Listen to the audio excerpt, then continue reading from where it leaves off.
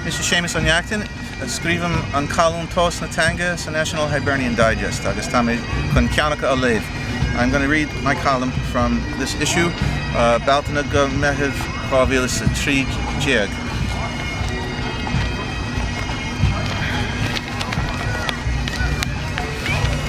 Shamisha Sakuni. Being law and looked Ibra law Baltana in Erin. Shalianis cúpla facail arúnach don a cáid sin. Tá buint mhór ag slacht na hÉireann le stair na geardcumann. Níl le héad ann na fada. Tasíoch an chéad hir geardcumann san naíú híos déag.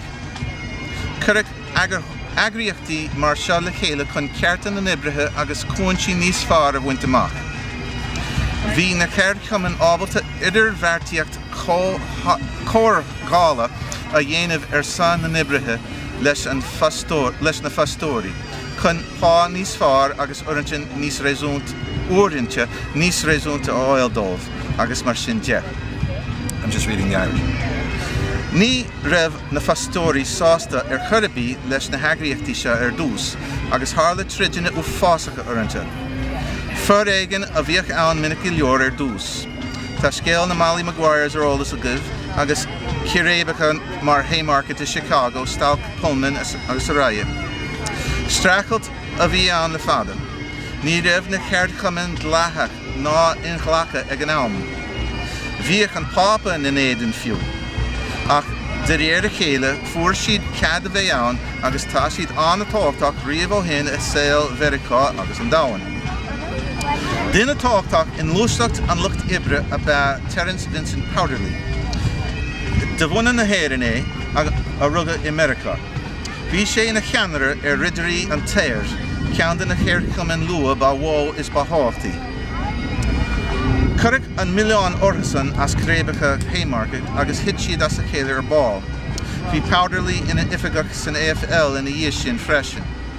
Agus bhí sé ina bhéara Scranton, PA leis. Duine eile anna táchtach a bheith máthair Mary Harris Jones. Corcaíoch a bheith a chur fuatha i Canada dús agus an sin in áiteanna éagsúla America. Tugadh an tedal an bhean is buailí America in 1992 mar gheall a cuacht sna geardcumann go háirithe leis na míneadóirí gúil. Bhí sí ábalta mná na míneadóirí agrú agus ról lárnach a thuairdóibh freisin. Sóisialaí a bheith ach ní raibh sí ag glóraigh an bhóta den na mná ná cearta ban dá thuairt. Rinne sí mórán san páistí agus a gcearta ábh.